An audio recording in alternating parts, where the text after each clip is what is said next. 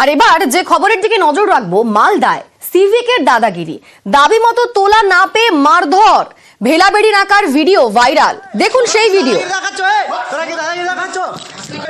একটা ড্রাইভারকে হাত মারছে, দেখো একটা ড্রাইভারকে মারছে এই সিভিল, এই চারটা সিভিল, তিনটা সিভিল একটা ড্রাইভারকে মারছে। গরুর গাড়ি কি চুরি করা আছে এখানে? এখানে কি চুরি করা আছে? এই তিনজন দেখো জবরদস্তি করে এখানে দেখো একটা ড্রাইভারকে অনেক মারেছে এরা। দেখো এখানে একটা ড্রাইভারকে তিনজন মারলো, তিনজন। এই গাড়িটা কি গাড়ির কাগজ ফেলাছে? কি গাড়ির কাগজ ফেলাছে? এই গাড়িটা দেখে নাও, তিনটা সিভিলে মেরেছে। একটা ড্রাইভারকে মেরেছে, আমাকে মেরেছে। আপনারা দেখলেন সেই ভাইরাল ভিডিও যেখানে সিভিক ভলেন্টিয়ারের দাদাগিরির ছবি একেবারেই স্পষ্ট। 1000 টাকা না দিতেই চড়াও সিভিক, গাড়ি থেকে নামিয়ে রীতিমতো মারধর করছেন তারা, যে ছবি আপনারা দেখতে পাচ্ছেন। আর এই মুহূর্তে আমাদের সঙ্গে রয়েছেন প্রতিনিধি সেবক। এ তো রীতিমতো দাদাগিরির ছবি, ইচ্ছে করে জোর করে গাড়ি থেকে নামিয়ে একেবারে মারধর করা হচ্ছে। কোনো ব্যবস্থা নেওয়া হলো এই সিভিকের বিরুদ্ধে?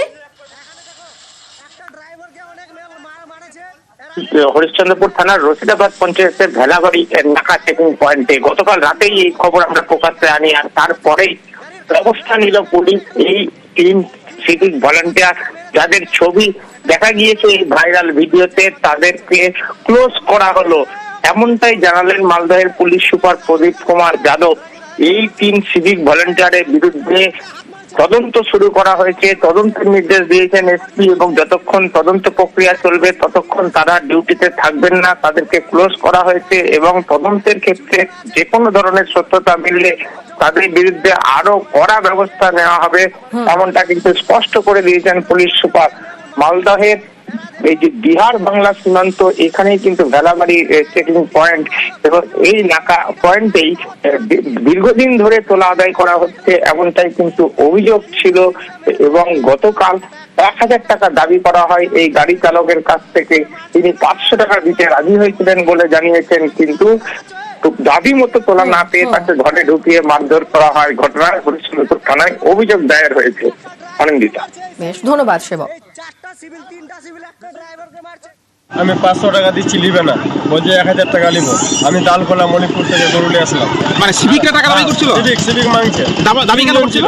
তিনজন, আমরা গাড়ির মধ্যে ছিলাম, ড্রাইভার ছিল, আমি ছিলাম, আরো 2 জন ছিল। আমাদেরকে ট্রেনে, আমাকে যে ভিতরে ক্যাম্পে এলে যায় ট্রেনে, গাড়ি থেকে ট্রেনে, তারপরে মেরে জখম করে যে পুরা। তো এইভাবে কি বরাবর তার হাতটা তুলে? পরাপর সব আপতাই সব দিন এইরকম ওদেরই আছে। মানে টাকা না দিলে মারধর? আর টাকা না দিলে মারবে। তারা তোমাকে গাড়ি থেকে টেনে কোন জায়গায় নিয়ে গেল? আমাকে কি গাড়ি থেকে ট্রেনে ক্যাম্পে ঢুকে মারলো। গাড়ি থেকে নামিয়ে মারধর করেছে, আমাকেও মেরেছে, চোর থাপড়া মেরেছে, জখম হয়েছে, হাতে জখম হয়েছে, অনেক জখম হয়েছে। পুলিশ ওদেরকে নিতে বলেছে, আমাদেরকে এখানে ক্যাম্প বসাইছি, আমাদেরকে নিতে বলেছে, ক্যামেরা লাগানো আছে, দেখো সব কথা হচ্ছে, ক্যামেরাতে দেখছে স্যারগুলো। এই গাড়ি গেলে আমাদেরকে টাকা নিতে বলেছে। ওখানে কোনো অফিসার ছিল না, 3 জনের সিভিক ছিল।